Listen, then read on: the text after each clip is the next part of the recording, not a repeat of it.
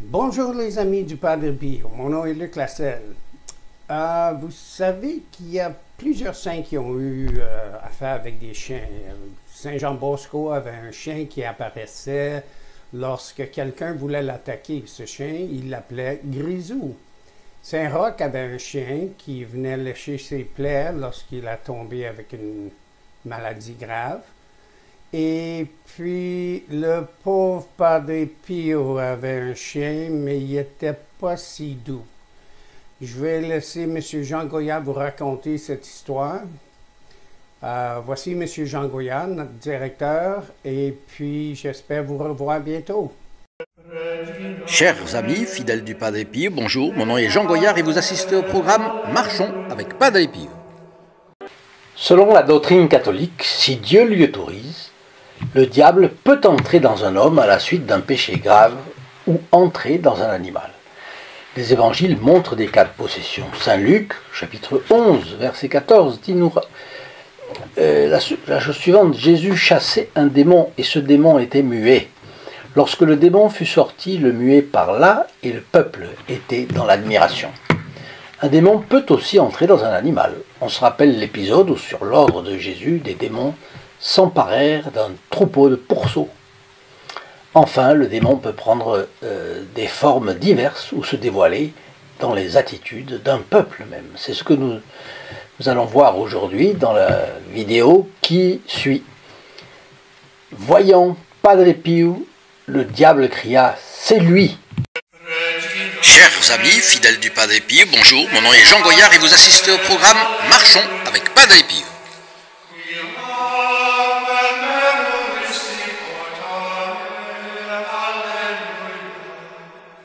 Il s'agit d'un événement étrange, et c'est le Padre Pio lui-même qui raconte ce qui lui est arrivé en 1905. Il n'avait que 18 ans. J'étais à Sant'Elia à Pianise pendant la période de mes études de philosophie. Ma cellule était l'avant-dernière sur le couloir qui faisait le tour du fond de l'église à la hauteur de la niche de l'Immaculée Conception dominant le devant de l'autel principal. Une nuit d'été, après avoir dit les matines, j'avais la fenêtre et la porte de la cellule grandes ouvertes à cause de l'intense chaleur, quand j'entendis des bruits qui semblaient venir de la cellule voisine. « Que peut faire Athanasio à cette heure ?» me suis-je dit.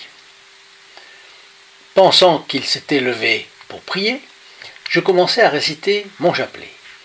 Il y avait en effet une émulation entre nous pour voir qui prierait le plus, et je ne voulais pas être la lanterne rouge. Vous remarquez cette très bonne habitude du Padre Pio qui consiste à profiter de tous les instants libres pour prier. Prier pour les âmes qui en ont le plus besoin, prier pour le salut des pécheurs, prier pour les affligés, dans tous les cas, prier. Les intentions de prière ne manquent pas, nous avons malheureusement l'embarras du choix aujourd'hui. Les fiolettes du Padre Pio étant d'une diversité ahurissante, je vous recommande de vous abonner afin de n'en perdre aucun. Chacun d'eux contient généralement un enseignement doctrinal en plus de descriptions piquantes. Et comme cadeau de bienvenue, vous bénéficierez aussi d'une messe dite pour vous le vendredi suivant votre clic d'abonnement. Donc, le Padre Pio priait son chapelet, mais ses bruits environnants augmentaient.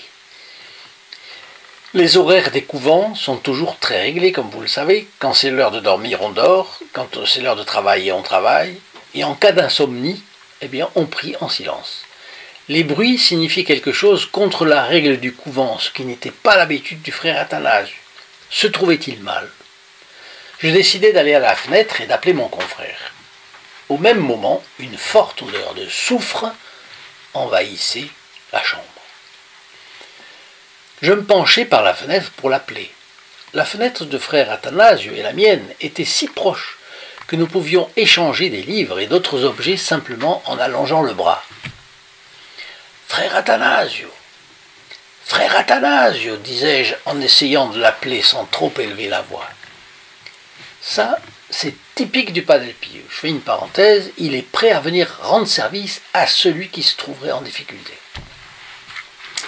Il reprend. Comme je ne recevais pas de réponse, j'ai reculé vers l'intérieur de ma chambre et vis soudain un chien d'immenses proportions, entrait par ma porte en exhalant de la fumée.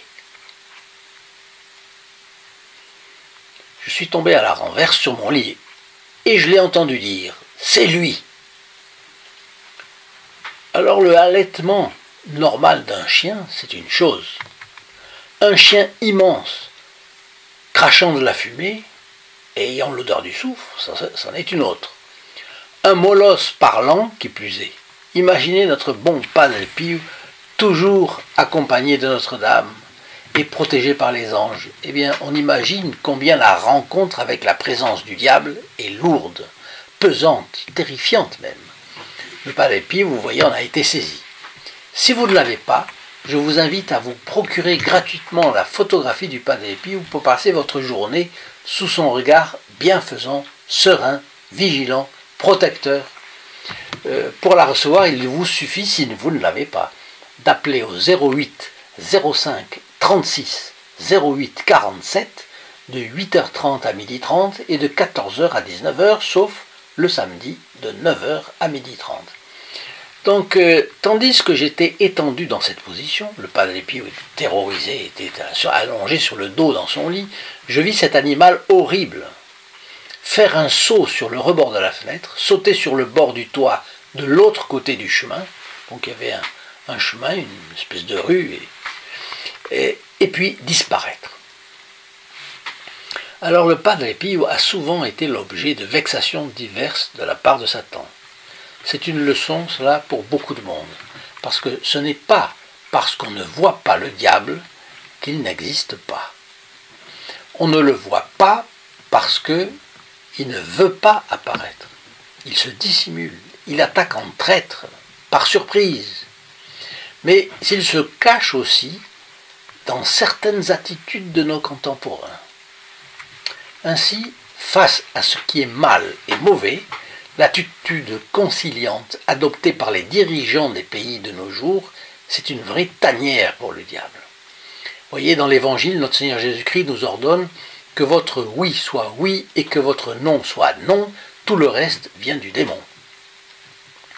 Et beaucoup acceptent de vivre dans une contradiction, par exemple, entre deux attitudes qu'ils ont.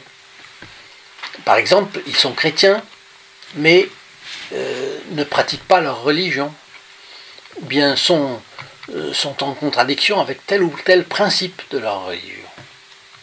Or, vous vous souvenez du discours de Benoît XVI, qu'il a adressé au monde de la culture au Collège des Bernardins à Paris en 2008. Il montrait combien la foi et la raison s'harmonisent parfaitement dans la religion catholique, contrairement à tant et tant de religions. La foi, la raison. L'homme n'a pas le droit d'abdiquer de sa raison. Si la foi contredisait la raison, alors que les deux ont été créés par le bon Dieu, il y aurait une contradiction. Et là, ça ne peut pas exister. Il ne peut pas y avoir de contradiction entre la foi catholique et la raison. La raison nous permet de justifier sur le plan des raisonnements, la déduction, l'induction, l'analogie, ce que nous avons par la foi. Et la foi, c'est une grâce. Mais la raison permet de vérifier cette foi. Alors l'absence de logique aujourd'hui dans les événements est elle aussi un endroit où se tapit le diable. Soit dit en passant, tout ce à quoi nous assistons en ce moment est profondément illogique. Il y a beaucoup de décisions incompréhensibles, illogiques, et cela engendre un désordre de plus en plus grave. Vous savez bien entendu quelle est la mission du clergé, n'est-ce pas?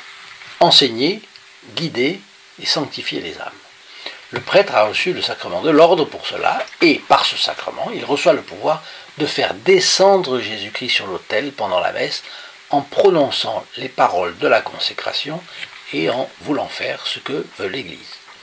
Il a le pouvoir de laver les âmes de leurs péchés grâce à la confession aussi. Il peut aussi administrer les moribonds, les confesser d'abord et ensuite leur donner le viatique, c'est-à-dire la communion donnée avant leur dernier voyage, via le voyage, le chemin. pour le ciel. Cela, un simple laïc ne peut pas le faire, puisqu'il n'a pas le pouvoir de confesser. Et il est capital que le moribond se confesse avant de recevoir le corps du Christ, parce que beaucoup de moribonds pour lesquels on appelle un prêtre ne sont pas confessés depuis longtemps. Donc il faut que ce soit un prêtre qui visite un moribond. Puis, en plus donc, de la sanctification par les sacrements, le prêtre guide, il est un guide, il guide comme membre de l'institution qu'il représente, l'Église. L'Église est le grand guide des peuples à travers l'histoire. Et en plus, le prêtre guide par son apostolat personnel, par le don de conseil qu'il exerce dans sa fonction de directeur spirituel aussi. Bien. Et à cette mission noble et sublime s'ajoutait pour le Padre Pio celle d'arracher le maximum d'âmes aux griffes de Satan, ce qui veut dire qu'il entrait dans les domaines où Satan se croyait le maître et il en retirait les âmes qui allaient être damnées. Il le faisait par les moyens normaux du prêtre, qui sont la messe et la confession, mais aussi par la prière, et puis ses nombreux dons exceptionnels. À quoi il faut ajouter la souffrance, acceptée sereinement pour le salut des âmes. Au point que la présence du Padre Pio faisait fuir le démon. Elle pacifiait les âmes affligées, elle soulageait les souffrances, elle guérissait les malades. Les choses ont-elles changé depuis que le Padre Pio n'est plus sur cette terre? Non. Il disait lui-même que San Giovanni Rotondo serait beaucoup plus fréquenté après sa mort qu'avant. Il savait que l'objectif de Dieu ne change pas. Dieu continue donc à agir à travers le Padre Pio avec encore plus de moyens qu'avant, et il est auprès de Dieu et de la Sainte Vierge. Les moyens sont décuplés, centuplés, et c'est la raison pour laquelle notre chaîne s'est lancée dans cette bataille, pour être le petit trait d'union entre le Padre Pio et des personnes innombrables qui sont désemparées, ballottées par le diable qui cherche à les faire désespérer.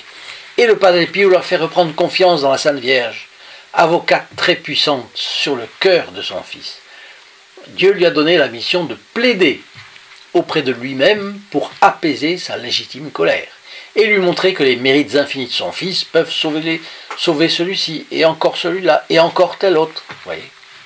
Dans ces conditions, est-ce trop demander à tous les fidèles du Padre Pio de penser à faire un gros effort de carême pour faire par exemple une campagne de clics afin que la chaîne sur les pas du Padre Pio progresse? Vous qui regardez cette vidéo, vous n'êtes plus seul, parce que vous avez une influence limitée, mais il y a 50 000 abonnés, donc vous êtes une influence limitée multipliée par 50 000, c'est une force. Alors chacun est isolé, c'est vrai, mais à cause des autres, il y a là un réseau. Plus qu'un réseau, c'est une espèce de confraternité, de laïcs, des personnes qui sont liées les unes aux autres par cette amitié, cet amour, cette dévotion, cet enthousiasme pour le Padre Pio. Mais évidemment, sur les 50 000 abonnés, tous ne sont pas aussi ardents que vous. Une minorité est agissante. Et je vous prie donc de compenser l'inaction de certains en étant un vrai militant du clic. Chez vous, à votre table, s'il vous plaît, de votre bureau, vous pouvez faire énormément pour le Padre Pio. Ayez confiance. Je vous demande donc de partager nos vidéos. Il y en a environ 220 ou 230. En le faisant, vous permettez à vos interlocuteurs de grandir dans la connaissance du Padre Pio. Vous leur faites aussi un grand cadeau, parce que vous et les personnes auxquelles vous partagez, entrez tous les deux instantanément dans les intentions de la messe du vendredi qui sera célébrée pour vous. C'est convenu avec notre ami prêtre. Donc vous voyez le bien phénoménal que vous pouvez faire. Pensez que vous ne trouverez pas d'autre œuvre si efficace qui fasse un travail si complet pour le Padre Pio. Pourquoi? Parce que nous cherchons à ce que le Padre Pio agisse. Et lui, pour le coup, il est très, très efficace. Et cette œuvre, vous pouvez la promouvoir avec vos clics de partage des vidéos afin de faire entrer le Padre Pio dans tous les foyers susceptibles de l'aimer. Et puis je vous donne rendez-vous aussi ici en bas dans la description de cette vidéo. Vous allez trouver un lien qui vous mène directement à la page des protégés du Padre Pio. Et vous verrez tout ce que vous pourrez faire concrètement pour votre chaîne préférée, qui est celle-ci, ainsi que tous les avantages que reçoivent le Padre Pio. Alors, je vous dirige maintenant vers la bénédiction du Padre Pio, mais attention, n'oubliez pas le lien st-padre-pio.fr ici en bas. Vous avez la page des protégés du Padre Pio, vous verrez tout ce que vous pourrez faire. Et je vous dis à demain. Au revoir. In nome del Padre, del Figliolo e dello Spirito Santo, così sia. Sia lodato Gesù e Maria, e